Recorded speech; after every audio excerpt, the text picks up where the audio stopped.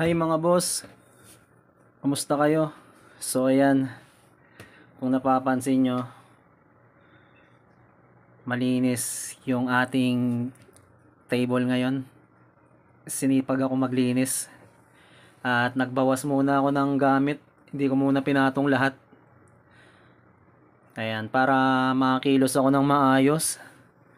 Kasi tong video na to, meron akong isi-share sa inyo na isang bagong gamit na kapaki-pakinabang sa pagsi-cellphone repair.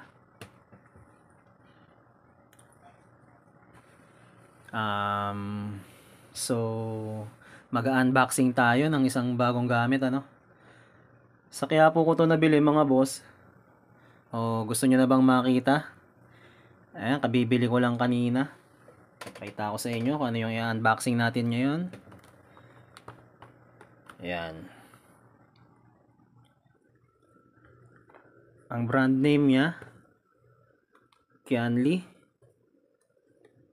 Isa itong portable spot welding machine. Ayan, Macaron portable spot welding machine. And then generation 2 na siya. Gawa ng Kianli. Ayan.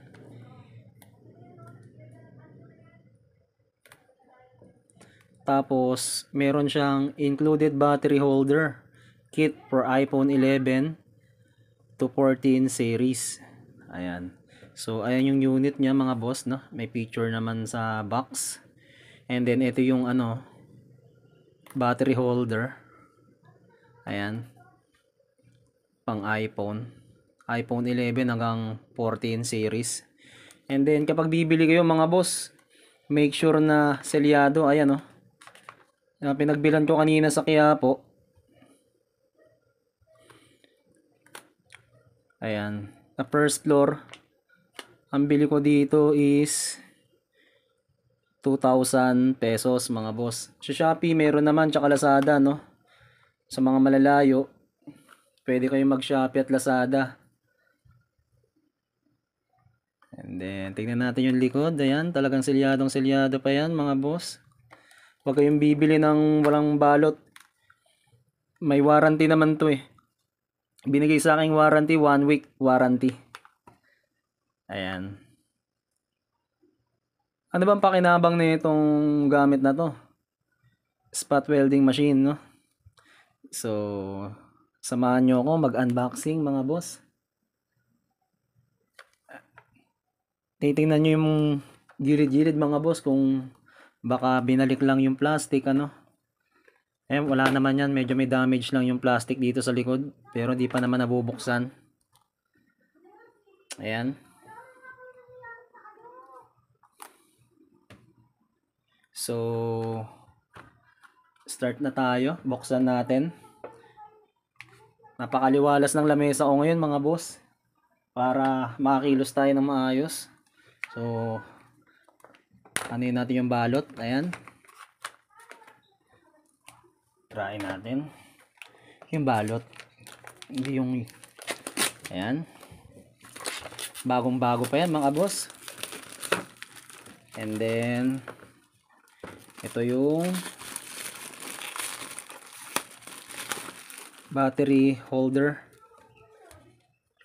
Ayan, pakita ko sa inyo paano yung laman. Gilid muna natin to. Ayan. Meron siyang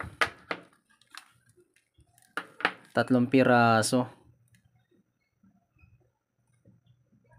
iPhone 11 Pro Max. Ayan.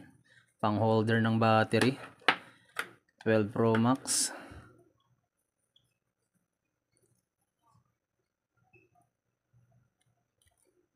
Ayan.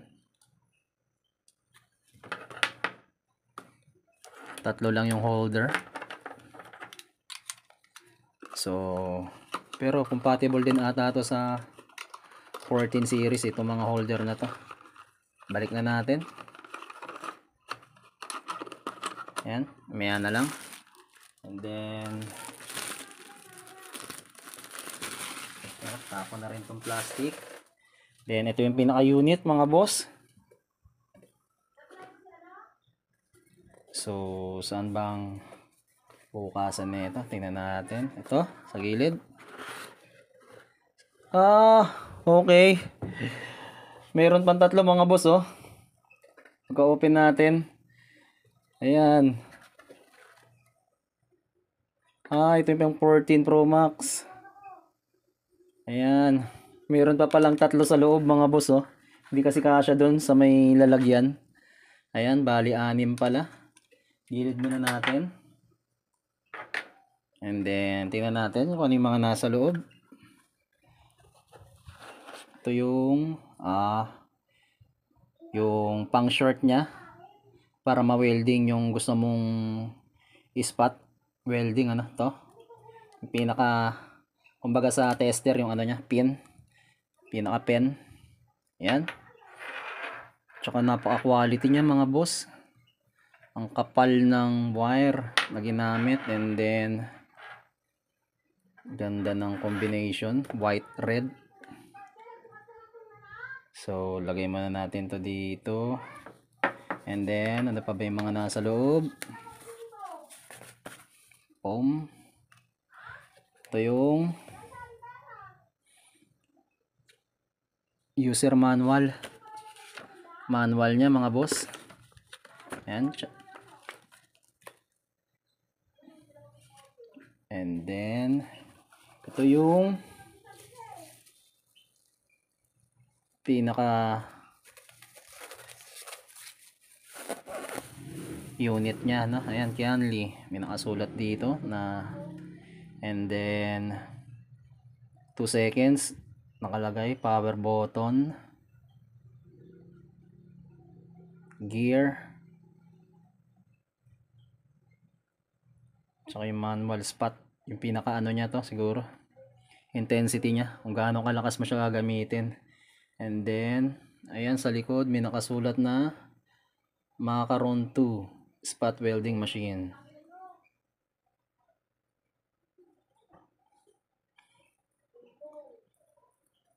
And then dito meron siyang 5 volts to. Nakalagay naman dito sa karton mga boss. Ayan 5 volts. Tsaka 5 volts to.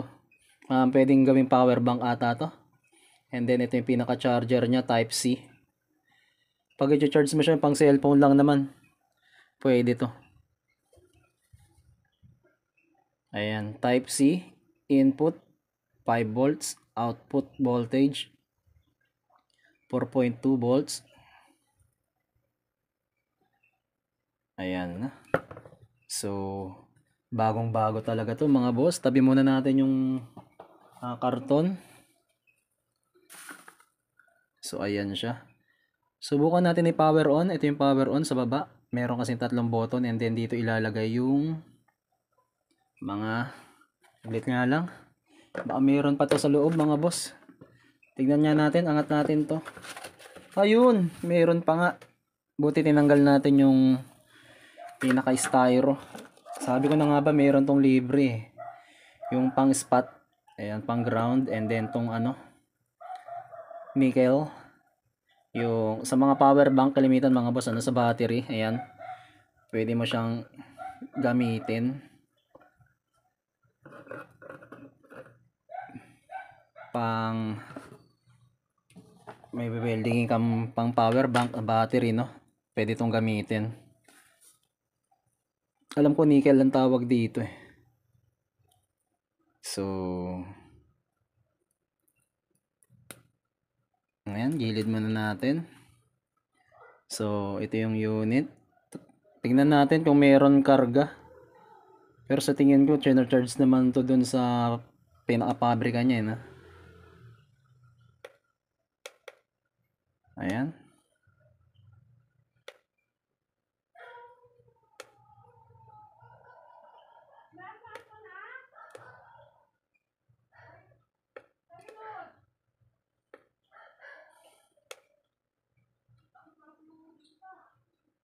Ayaw niyang magkarga.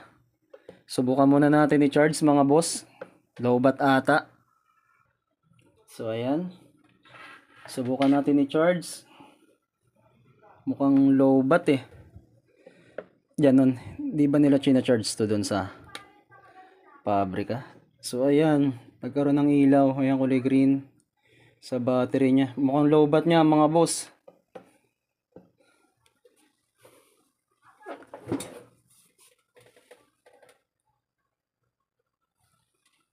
So i-charge muna natin.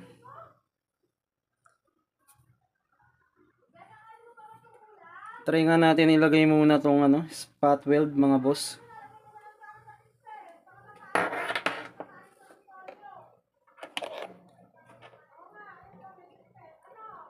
Ayan.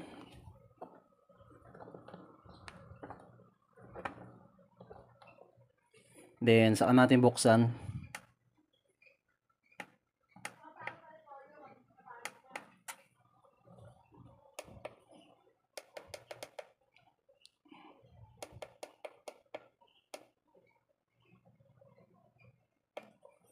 Lowbat ata talaga mga boss. Charge muna natin. So ayan mga boss, kinabahan ako dun ah. Akala ko sira yung nabili nating spot welder. Hindi naman pala, lowbat lang siya mga boss. Yung iba kasi nakita ko na ito, may karga na eh. So ito pala, itong nabili natin walang karga. Ayan, chinarge ko sa product schematic mga boss. Tingnan nyo, kanina 0.1 lang siya. Ayan, 2.0. Nag-normal na yung charging niya.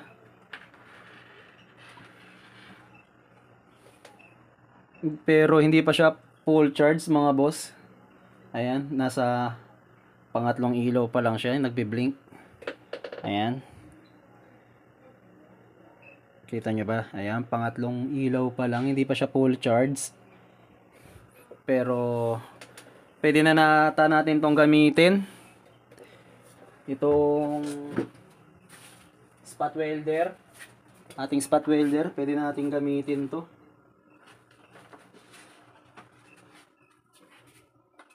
Ayan, kunin natin yung nickel. Ito may tape.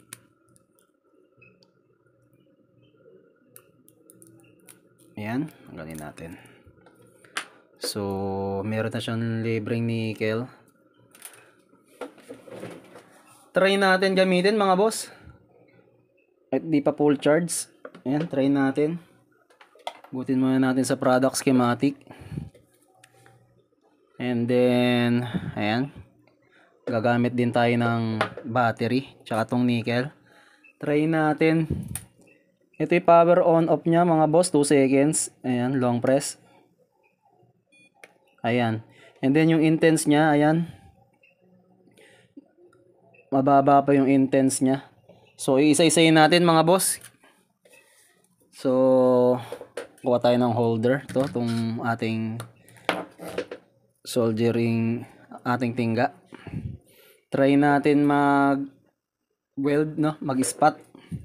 Ayan. Ano ba to? Wala tayong tagahawak ah. So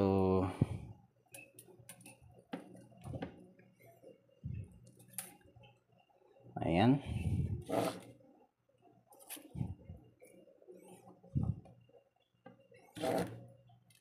Hold muna natin dito yung isa. Kita nyo ba mga boss? Ayan. Itutusok ko muna tong isa para di tayo mahirapan. And then tong pangalawa. Subukan natin. Intensity 1 kung gagana. Ayun, tumunugtok. And yan, tingnan natin yung ating winelding. Ayan, sumasabit pa yung aking kamay. Pasensya na mga boss. Tingnan natin. Kita nyo, tumunog siya. And then, tingnan natin yung kapit. Ang hina. Kumapit siya pero napakahina. Intensity 1. So, pindutin natin ulit. Ito, itong pangalawa sa taas. Intensity 2 tayo. Ayan, nagdalawa na yung blue. Iisa-isayin natin yan mga boss para sa inyo. Ayan. Pasensya na kayo at wala akong katulong dito. Ayan. Matigas yung wire. Intensity 2, tignan natin. Ayun. Ito yung pag tumunog na ganun mga boss, okay na siya. Hindi mararamdaman yung mantok. Ano siya?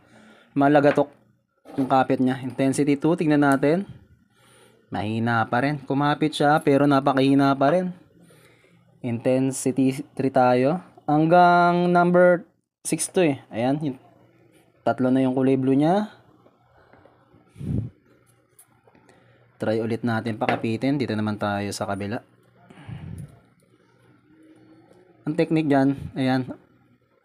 Ihawak mo na yung isa. And then, itong pangalawa. Yun. Tok. Mana na siya. Tingnan natin. Intensity 3. Mahina ata yung ating battery. Intensity 4. Tingnan natin kung saan yung pinakamakapit mga boss. Intensity 4 na tayo. Yun. Ayan siya na. Medyo nanginig. Intensity 4. Ayan. Medyo makapit na. So, pero natanggal pa rin. Intensity 5 naman tayo. Ayan. 5 na yung ilaw. Ang blue. Tingnan natin kung gaano kalakas.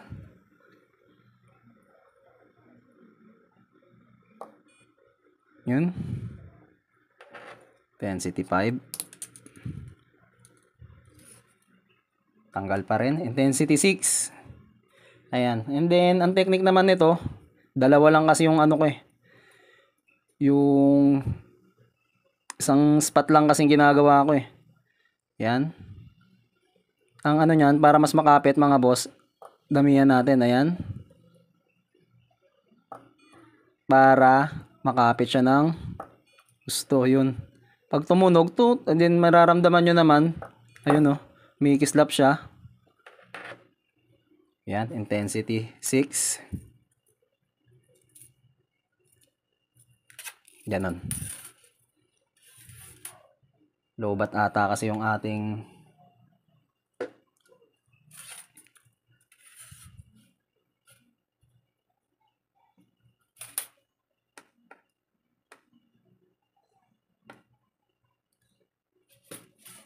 diba itong nasa taas?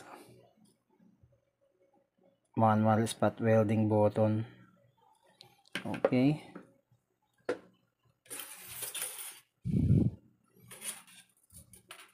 Mahina yung battery mga boss.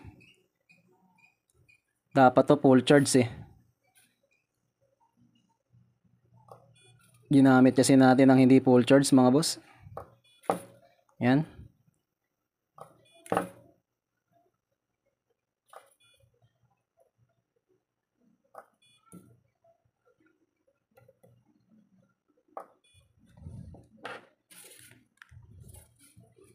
Yan, makapit naman. And then, mahina. Pasensya na kayo mga boss ah. Hindi ko pa na full charge kasi. Pero maganda. Ayan, kumapit naman.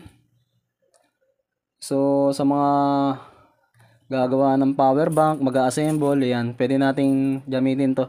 Tsaka sa mga battery, magpapalit tayo ng BMS ng battery. Or yung pinaka, ano nya, battery nya, no? Pwede tayong magpalit nun. Gamit itong spot welder natin, Kianli Macaron Generation 2. So ayan, pakita ko ulit sa inyo yung lalagyan. Ayan, screenshot nyo na lang mga boss. So ayun lang, maraming salamat po mga boss sa inyong panonood. Sana nagustuhan nyo tong spot welding na to. Spot welding machine, Generation 2. Ayan, portable. Charge muna ulit natin to mga boss. Ayan, off natin. Ayan, off na siya. So, goods naman yung ating unit. Akala ko talaga kanina mga boss, sira eh. Lowbat lang pala. So, ayan. I-charge natin. Ayan muna natin ma-full charge. Sa mga hindi pa naka-subscribe, mga boss, mag-subscribe naman kayo sa aking YouTube channel. Ayan, and then wag po kayo magi-skip ng ating video kapag may commercial ads. Ayan. Dahil makakatulong po ito mga boss sa aking YouTube channel.